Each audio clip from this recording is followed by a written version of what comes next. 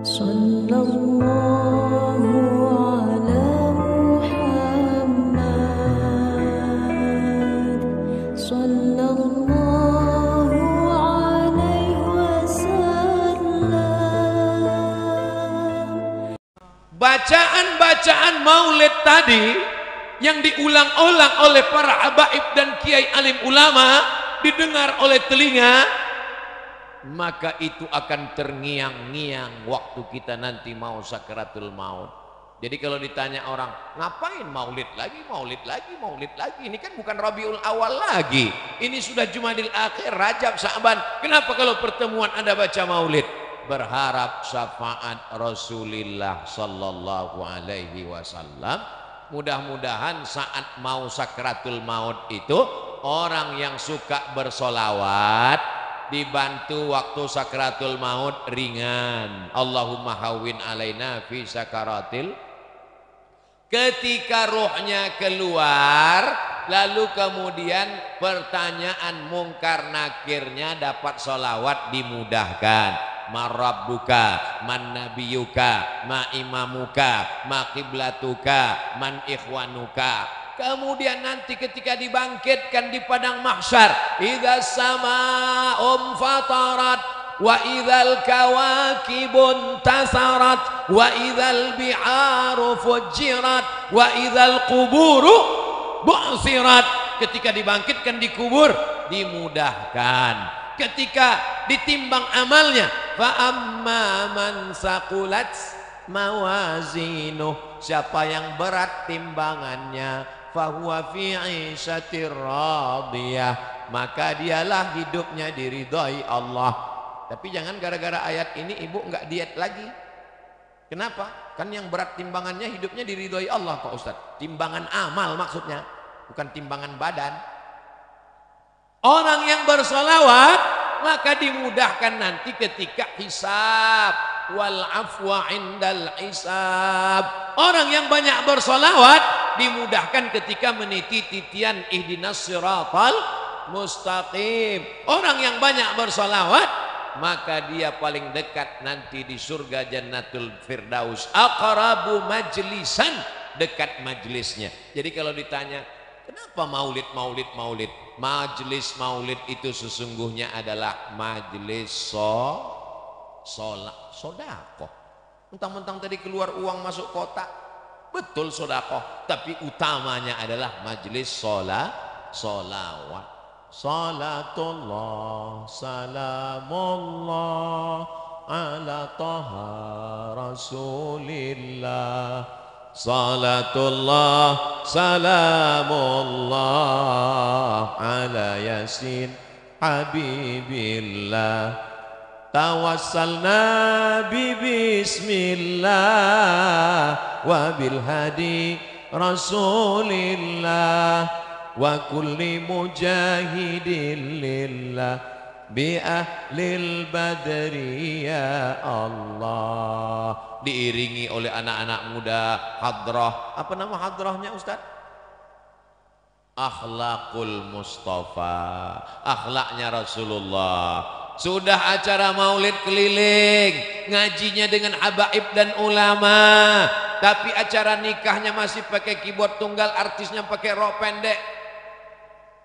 Pulangnya tak perlu lagi diceritakan, sakit hati ibu nanti.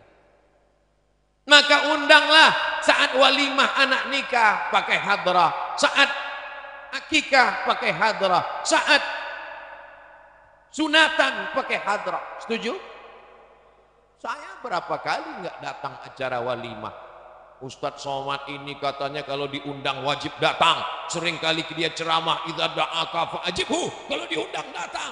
Ustadz sudah kami undang, undangannya diantar ke rumah, yang lain pakai WA. Ustadz dikirim undangannya langsung datang ke rumah. Kenapa Ustadz nggak datang? Aku datang. Kok nggak ketemu kemarin? Aku nggak masuk ke dalam. Kenapa nggak masuk? Waktu aku mau masuk kalian sambut dengan lagu Jatuh Bangun Aku Mengejarmu. Ngapain saya masuk? Daripada jatuh bangun mendingan pulang. Kita mau masuk, dia sambut dengan lagu Cinta Satu Malam. Itu kan kumpul kebo. Mohon maaf ada anak-anak. Dia sambut dengan lagu Selimut Tetangga. Ngapain Ngapain dibahas? Ini perbuatan maksiat. Selingkuh itu indah. Nauzubillah. Lagu-lagu itu menginspirasi, mengajak orang berselawat kepada Nabi. Iramanya indah-indah, dilakukan oleh anak muda. Saya senang sekali malam ini yang menyanyikan hadrah itu anak-anak muda, laki-laki. Laki-laki semua tadi kan? Kadang ini ada maulid Nabi yang nyanyi perempuan. Lagunya biasa aja, lipstiknya 2 inci. Perempuan itu suaranya bagus baca Quran, suaranya bagus sholawatan. Tapi kalau dilihat laki-laki yang tidak mahram, suami orang melihat istri orang.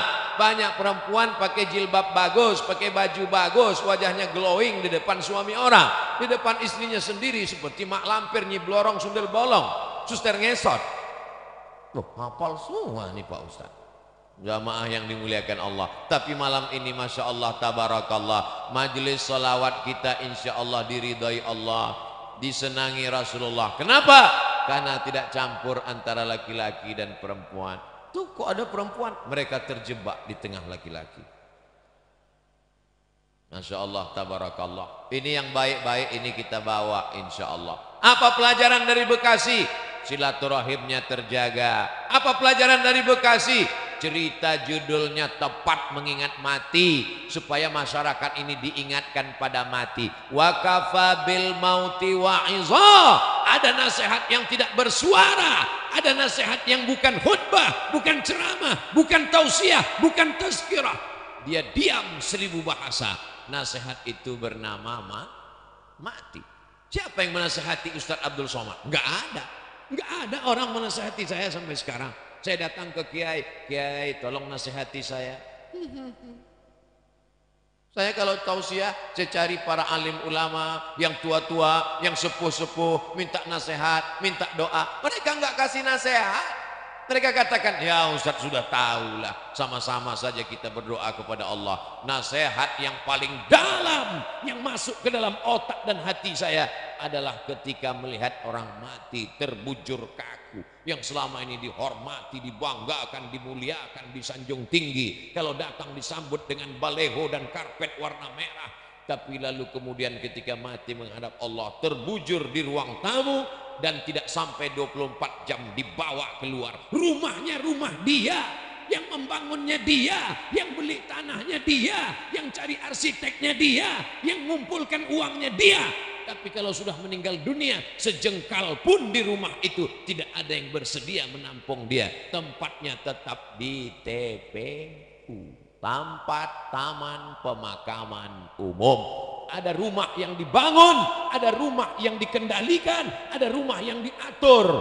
Sekian tahun nabung untuk buat rumah. Rumahmu berapa harganya? 3M. Wow, hebat sekali 3M, 3 kali minjam. Ada rumah yang tidak pernah kita lihat, rumah yang tidak pernah kita jenguk, rumah yang tidak pernah kita pedulikan, tapi kita akan tinggal di sana. Lebih lama di rumah kita atau di taman pemakaman umum? Saya tanya sekali lagi, lebih lama tinggal di rumah yang kita bangun atau lebih lama di kuburan? Lebih lama di kuburan. Di rumah kita paling kita tempati, ada orang menempati rumahnya sampai 100 tahun? Enggak ada. Paling kita tempati rumah kita itu paling lama 50 tahun. Itu pun kalau umur kita 75 tahun. Umur 25 bangun rumah atau mewarisi rumah bapaknya. Kita cerita bukan rumah bapak kita, bukan rumah kakek kita. Rumah kita, kita tempati cuma 50 tahun. Setelah itu kita masuk liang lahat. Yang meninggal tahun 1945 saat ditembak oleh Belanda. Sampai sekarang berarti dia sudah dikubur berapa tahun? Maka sampai masanya nanti hari kiamat, ada yang di liang lahat sampai 100 tahun, ada yang sampai 1000 tahun lamanya.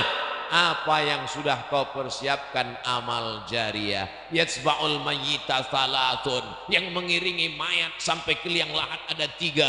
Ahluhu, istrinya ikut mengiring, anaknya datang, jamaah semua datang, tapi cuman sampai ke pintu liang lahat. Setelah itu mereka masukkan ke dalam. Setelah itu mereka kemudian naik ke atas. Mereka ambil pacul, cangkol dan skop. Mereka katakan mari kita timbun, kita injak biar padat.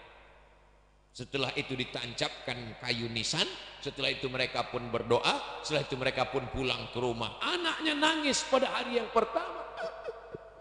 Hari kedua dia mulai tersenyum. Kirim rek spasi lucu. Kirim ke 9090.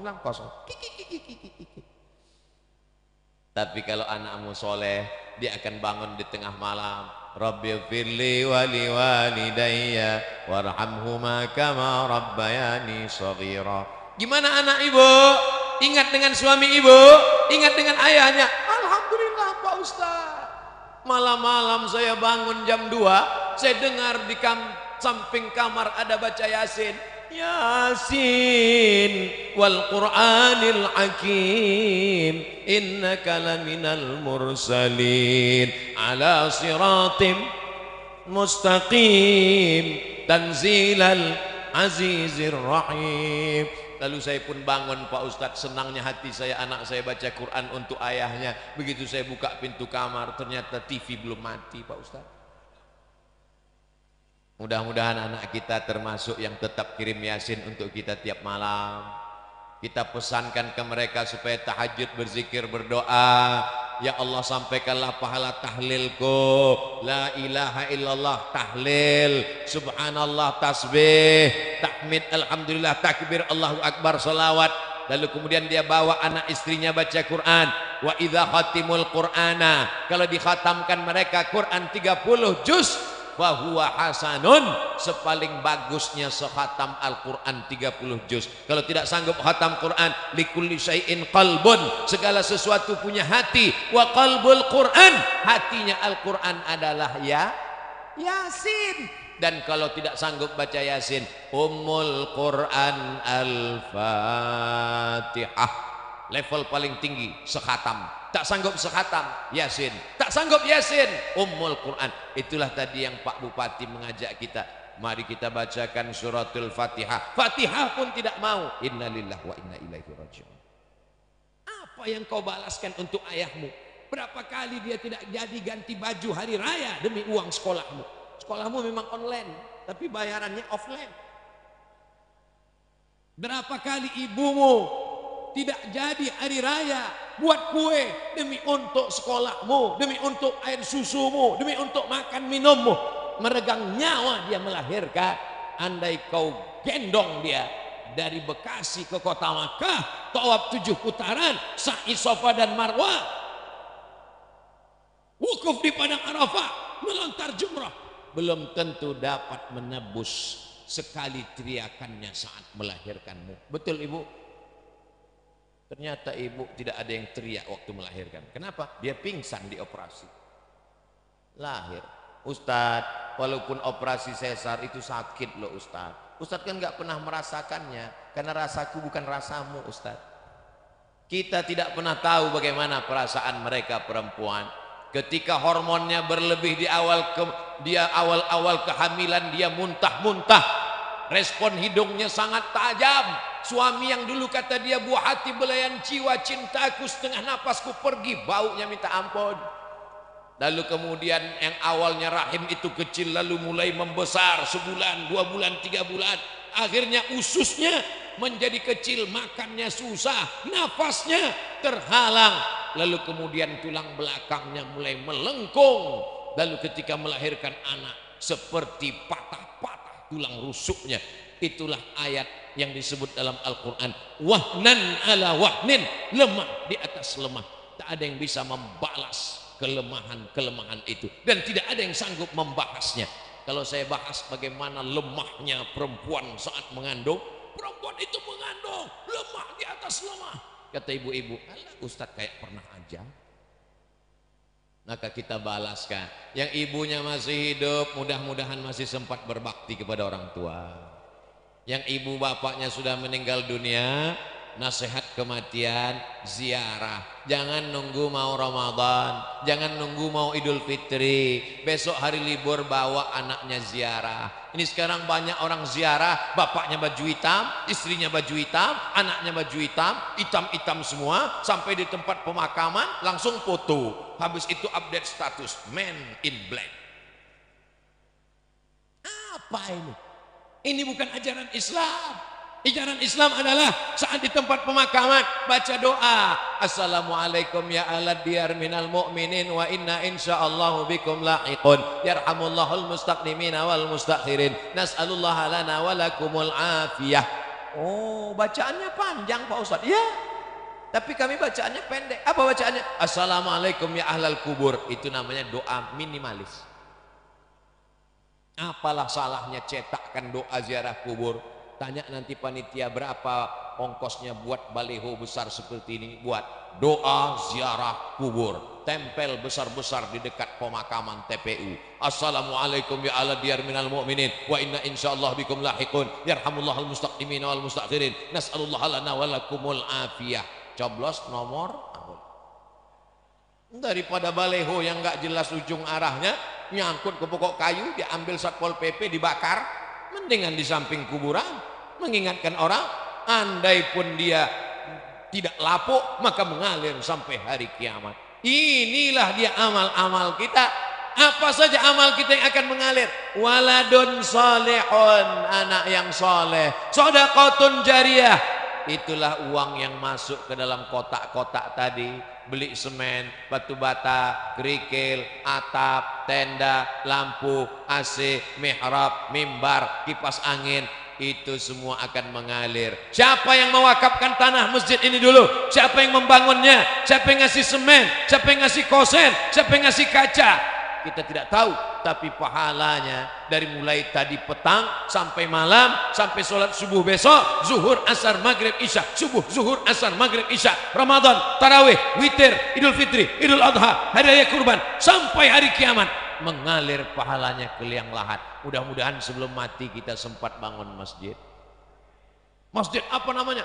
Masjid Al-Mustaqim. Siapa yang buat? Pak Kapolsek. Masjid apa namanya? Masjid As-Somad. Siapa yang buat? Ustadz Somad. Sudah ada? Belum lagi. Tapi insya Allah kalau kita berniat sebelum mati mesti ada. Saya diundang ke Jambi, diajak untuk meresmikan masjid. Jalannya jauh, naik mobil. Dalam hati saya, mau dibawa kemana lagi? Begitu sampai, musola kecil. Ya Allah. Apa kelebihan musola ini? Apa kelebihan? Berikut ini mari kita dengarkan kata sambutan dari Bapak Kapolsek. Saya sebagai Kapolsek, kumisnya melintang. Saya sebagai Kapolsek di tempat ini Pak Ustadz risau karena tidak ada tempat sholat. Orang sholat di kamar. Maka saya kumpulkan di antara anak-anak buah saya. Kita beli semen, batu bata. Akhirnya jadilah musola ini. Dan saya bertekad kalau siap yang meresmikannya adalah Ustadz Somad.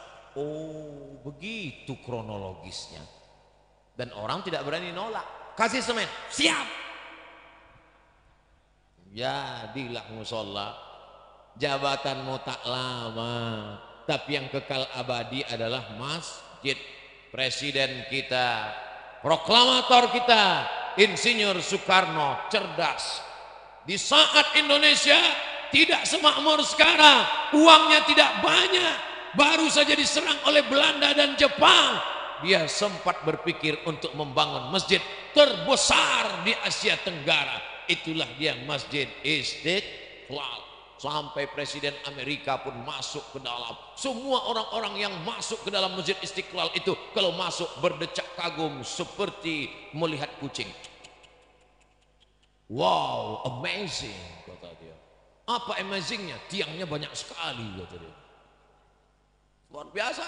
Sampai sekarang mengalir pahalanya sampai hari kiamat. Berganti lagi zaman. Akhirnya setiap kabupaten, setiap kota di Indonesia ada masjid, punya ciri khas, punya ciri khas. Apa dia? Bangunannya tidak pakai kubah, tapi pakai atap seperti masjid kerajaan Islam Demak, bangunan Wali Songo. Dan itulah dia sampai sekarang disebut dengan Masjid Muslim Pancasila. Sampai hari kiamat akan mengalir pahalanya. Maka kita pun berpikir jangan mati sebelum bangun masjid. Saya nggak bisa bangun masjid Pak Ustadz, bangun musola nggak apa-apa. Surau Pak Ustadz oke. Langgar Pak Ustadz nggak apa-apa. Orang Jawa dilanggar nggak mati. Karena dia berzikir di dalam langgar, dalam surau. Hanya saja surau, langgar dan musola tetap di dalamnya usolli sunnatan tahiyatal masjid. Karena di sana ada sholat 5 waktu, subuh, zuhur, asar, maghrib, isya. Bedanya cuman nggak ada sholat Jumat. Di masjid kita ini ada, ini surau apa langgar apa musola? Ini masjid. Dari mana Ustaz tahu masjid? Ada mimbarnya, ada sholat Jumat. Di tempat kami ada mimbar Pak Ustaz, tapi nggak ada sholat Jumatnya. Berarti itu mimbar dangdut. Mimbar tempat khotib naik ke atas menyampaikan khutbah. Usikum wa nafsi bitaqwallah. Aku pesankan kepada kamu, takutlah kepada Allah. Laki-laki yang gagah, perkasa, sehat, tidak musafir, tidak sakit, maka dia mesti mendengar wasiat takwa yang disampaikan dari mimbar. Kenapa tablik akbar kita tidak dibuat di dalam masjid? Barulah sadar, karena kalau dibuat dalam masjid tidak muat. Ini masjid nampaknya kekurangan, bukan kekurangan jamaah. Banyak sekarang masjid kekurangan jamaah, tapi di Bekasi masjid kekurangan tempat. Insya Allah panjang umur sehat badan, masjid ini semakin besar insya Allah, amin. Kalau mau tahu berhasilnya tablik akbar malam ini, lihat subuh besok. Kalau subuh besok sopnya bertambah, berhasil. Tapi kalau cuman pemain inti, yang azan tetap itu as-salatu khairum minan naum, hancurlah kita. Tapi begitu besok as-salatu khairum minan naumnya luar biasa. As-salatu khairum minan naum. Semua angkat datang dia ke masjid semua. Alhamdulillah Pak Ustadz, sejak Ustadz Somad tausiah kemarin, anak saya rajin sholat duha Pak Ustadz.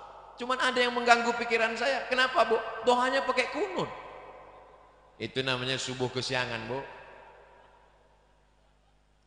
Pas ditanya sama ibunya, kenapa kamu sholat subuhnya jam 8? Masih syukur aku sholat subuh, kawanku gak sholat sama sekali. Ini logika terbalik, otaknya sungsang. Kalau mau lihat dunia, boleh lihat ke bawah. Tapi kalau untuk akhirat, lihatlah orang yang istiqomah ke masjid subuh, zuhur, asar, maghrib, isya. Masjid ke masjid ke masjid. Ya itu anak muda ke masjid terus. Tertulis di bajunya, baikan subuhan. Zuhur hilang. Sedangkan subuh yang berat lawan ngantuk aja dia datang. Sedangkan subuh yang matanya lelap, tidur pulas, mengigau, tetap dia lawan datang ke masjid. Apalagi zuhur, asar yang melek. Sedangkan zuhur, subuh saja siap dia jadi imam, padahal suaranya jelas. Bismillahirrahmanirrahim. Alhamdulillahi rabbil alamin. Apalagi kalau cuman nggak bersuara. Allahu Akbar. Memang berawal kalau mau jadi imam, imam zuhur dan imam asar. Anak-anak muda. Nanti kalau ditanya, datang anak gadis, anak-anak cewek bilang, bang, aku siap jadi, aku ingin mencari imam, aku siap, tapi zuhur dan asar ya. Maka kalian pun mesti pintar-pintar. Kalau mau tulis update status besok, aku mau cari imam maghrib, subuh dan isya. Yang zuhur ngantri dulu. Berawal dari keterpaksaan. Berawal dari keterpaksaan, berubah menjadi kebutuhan, akhirnya kebiasaan. Allah bisa karena biasa. Tadi tausiah saya mulai jam 9 kurang 10, sekarang jam 10 kurang 10. 60 menit kita bersama, sesuai tertulis di botol minuman santri. Oh, botolnya kecil, 330, berarti udah lewat, mestinya setengah jam tadi. Tapi orang Bekasi ini cerdas. Dia buat sesuatu yang berkesan. Dia kasih susu. Masya Allah, tabarakallah. Ustadz nggak boleh minum air manis. Karena suaranya menggelegar. Tenggorokannya panas. Dikasih air manis yang panas. Suaranya hilang, pita lehernya rusak. Nanti umurnya sekian ceramahnya. Apa kabar? Serba salah. Nanti dikasih air putih, katanya panitianya nggak respon. Dikasih air susu, air teh, katanya wah susah sekali Ustadz Abdul Somad ini. Enggak, Ustadz Somad tidak pernah mempersulit, mempersusah orang. Kalau bisa dipermudah, kenapa dipersulit? Yassiru, mudahkan urusan orang. Ngundang Ustaz Abdul Somad nggak perlu pakai proposal. Ngundang Ustaz Abdul Somad katanya sulit, mesti kirim DP, mesti pakai pesawat kelas eksekutif, mesti dijemput dengan private jet, mesti dijemput. Hoax, bohong, penipu. Ustaz berapa kali datang ke Jakarta dalam setahun? Jabodetabek, Jakarta, Depok, Bogor, Bekasi. Setahun datang 3 kali. Berarti 4 bulan sekali. Selama 4 bulan datang 3 hari. Tausiahnya 1 hari 3 kali. Jumat, Sabtu, Ahad. Jumat 3 kali. Pagi, siang, malam. Sabtu 3 kali. Pagi, siang, malam. Ahad 2 kali. Pagi, siang, besok pulang. 3 kali, seperti makan obat. Bapak Ibu yang dimuliakan Allah Subhanahu wa taala, kebersamaan kita malam ini di halaman masjid mudah-mudahan membawa kita istiqomah, anak-anak kita menjadi anak para penghafal Quran. Apa yang disampaikan Ustaz Abdul Somad waktu di Bekasi, silaturahim. Yang kedua, ingat mati. Yang ketiga, bagaimana menyelesaikan masalah di negeri kita ini. Ingat ketika negara Palestina dijajah, ketika itu seorang ulama besar bernama Imam Abu Hamid Al-Ghazali meninggal tahun 1111. Mudah ngingatnya, 1111. Banyak orang mengkritik Imam Ghazali, kenapa dia tidak ikut berperang melawan tentara yang menjajah Palestina. Imam Al-Ghazali menulis kitab Ihya Ulumuddin. Palestina dibebaskan oleh Salahuddin Al-Ayyubi. Salahuddin, orang barat susah menyebut Salahuddin, menyebutnya Sultan Saladin. Salahuddin Al-Ayyubi. Kapan Salahuddin Al-Ayyubi lahir? 1138. Ingat itu. Ternyata doa dari seorang ulama yang mustajab wali Allah melahirkan seorang pemimpin yang luar biasa. Urus saja salatmu, urus zikirmu, urus makanan halalmu, anak-anakmu ini akan menjadikan negeri ini baldatun thayyibatun wa rabbun ghafur. Kalau engkau sibuk komen dengan medsos, kau akan kalah dengan buzzer, karena mereka punya akun banyak luar biasa. Jadi kami nanti kalau Ustaz Somad dicaci maki gimana? Kalau kau sanggup balas, berikan klarifikasi. Kalau kau tak sanggup balas, doakan kepada Allah. Allahumma hdi qaumi fa innahum la ya'lamun. Tapi kami enggak tahan Pak Ustaz. Emosi kami Pak Ustaz. Kalau enggak tahan, enggak usah main handphone. Daripada jantung koroner enggak mati, cuman setengah mati. Tapi anak-anak muda yang punya kekuatan, maka diam melihat kebatilan adalah setan ahras, setan bisu.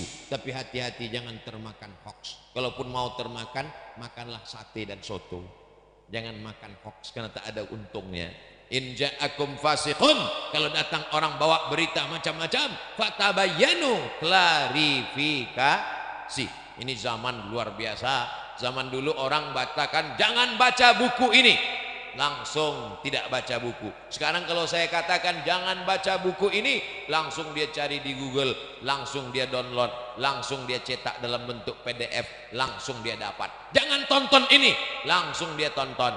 Tontonlah yang bisa jadi tuntunan, tausiah guru-guru kita, para alim ulama kita. Nanti kalau ada yang bertanya apa yang disampaikan Ustaz Somad, ada 3: silaturahim, ingat mati, dan didik generasi masa depan supaya Indonesia tetap menjadi baldatun thayyibatun wa rabbun.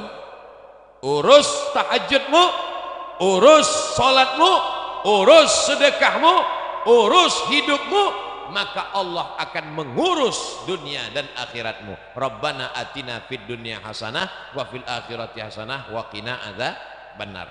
Puncak maulid bukan pada tausiah, puncak maulid adalah pada doa. Jangan bubar dulu, khusyuk, istighfar, hadirkan hati, aminkan doa yang akan dipimpin nanti oleh Ketua Majelis Ulama Indonesia Kabupaten Bekasi. Aqulu qauli hadza astaghfirullah li wa lakum. Terima kasih segala perhatian, mohon maaf segala kesilapan dan kekhilafan. Nanti pulang dengan tertib dan damai, jangan biarkan sampah berserakan. tetap jaga protokol kesehatan. Terima kasih. Wassalamualaikum warahmatullahi wabarakatuh.